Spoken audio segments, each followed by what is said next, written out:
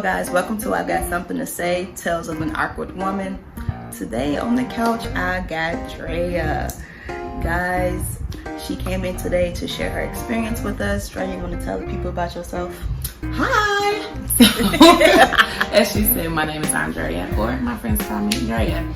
I am a wife, I am a mother, I am a serial entrepreneur, and I am a follower of Christ. Alright, so Andrea, could you give us, or tell us about an experience you had dating throughout any time period of your life? Okay, so I'm gonna let y'all in on some of the secrets of me and my husband. So I have been married for 8 years, and just to give you a little backstory, I met my husband when I was 16 years old, right? I got put out of the house. I was living with a friend's mom, and she was like, well, y'all got to go to church, right? And so we went to church. I got saved at 16. My husband was 13 at the time, right? And he would call me his wife.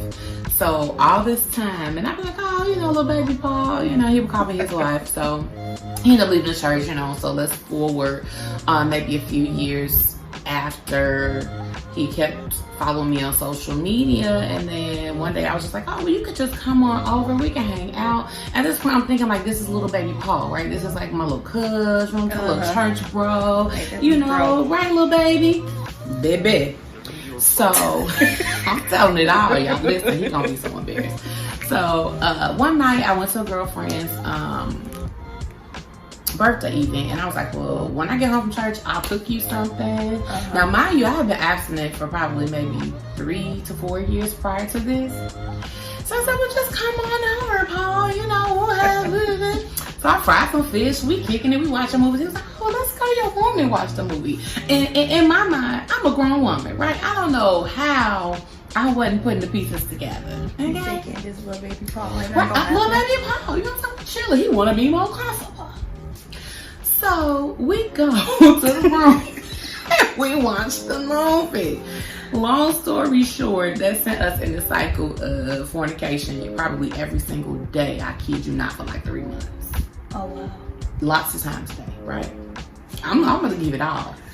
So for about 3 months, we did that, and then again, I got into my mom about something. I think it was something my daughter did, and she put me out again, child. Let me tell you. I've been homeless a few times.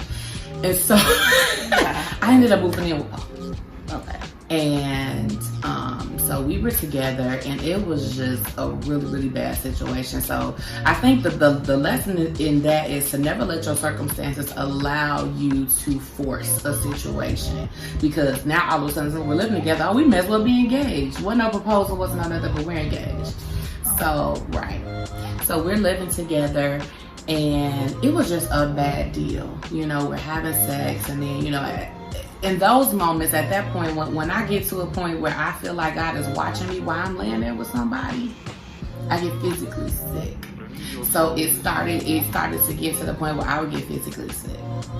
And then with the lust and the perversion, I would literally see the spirits, right? It was just crazy, I'm telling you. So, listen, it sucked so bad. Cause you can't just, I want to be freaky and free like everybody else, But no, I can't. So anyway, long story short, we lived together for about a year, and we stopped having sexual relations. And I just told God, it had just been a lot of things. He was just really not mature, and I still had some things going on. And I asked the Lord to just get me out of this. And I'll do whatever. So after that, we remained friends.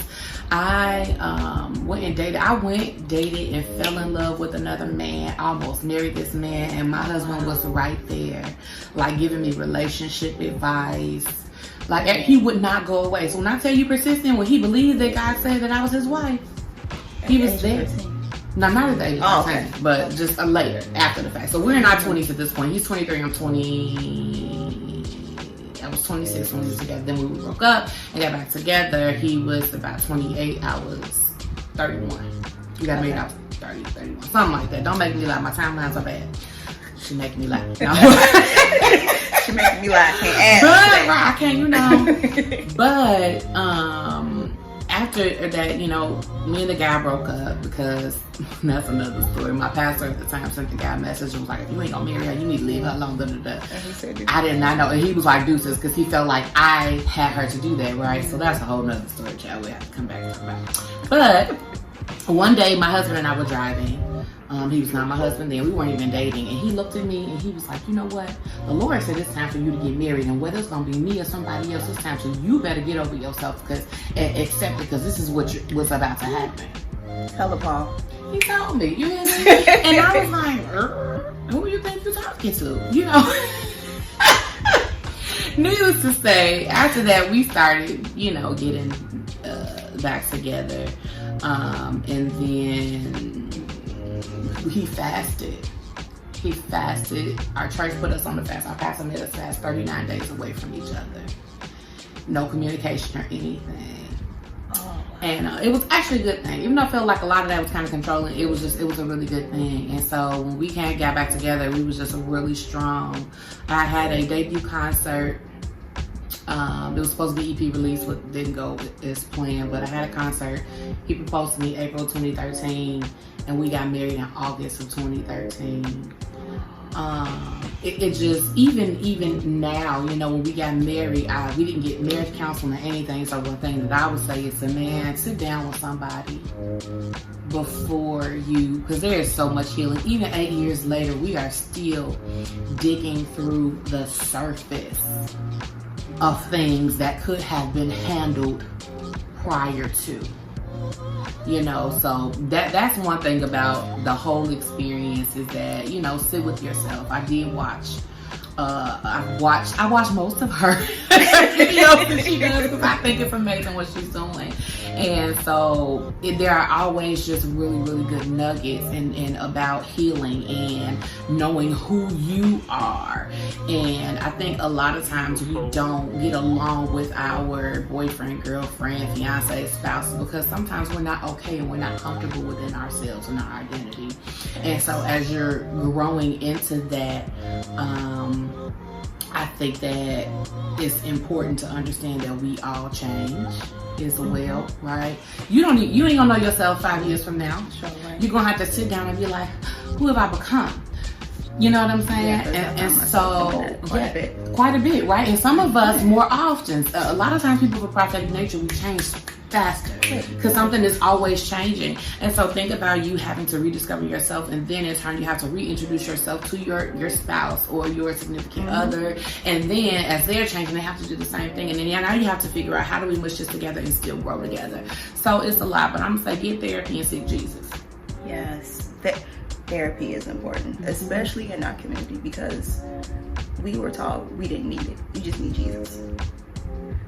But it's so freeing to sit and talk to someone and be like, this is what's wrong with me.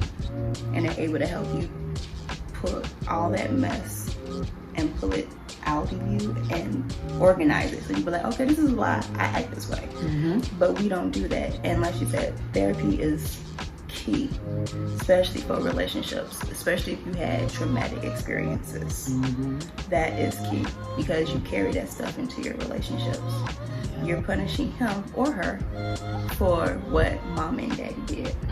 And specifically, a lot of times, mama and daddy. It's always a mama and daddy root, you know, and whether it's a overly affectionate mom, and you got this mama's boy, and you know, and they don't know how to transition, or whether it was an absent father, and so now they don't know how to communicate, you know, just it's a lot. That is. So, if you have any other advice for my viewers concerning what you talked about or anything, what would it be? Always seek truth. Always seek truth, because the truth will never lead you wrong. Truth will always keep you on the right side of the fence. And it won't have you in the dark, and it won't deceive you. You know, a lot of us, we live our lives extremely deceived by the point of view and raggedy perspectives that we have. But if you're always seeking truth, and that is from God, from yourself, and from your peers in your community, I think that it will bless you tremendously. That is good. Seek truth, not just your truth. Because your truth be raggedy. Not just your truth. Real raggedy. Let's throw that out there. Not just your truth. Not yours. Let's find some accountability to help you see different perspectives. Because it makes sense. My mentor, D. Wolford, talks about accountability being answerability. Like, that's what it is. Because it's in your face.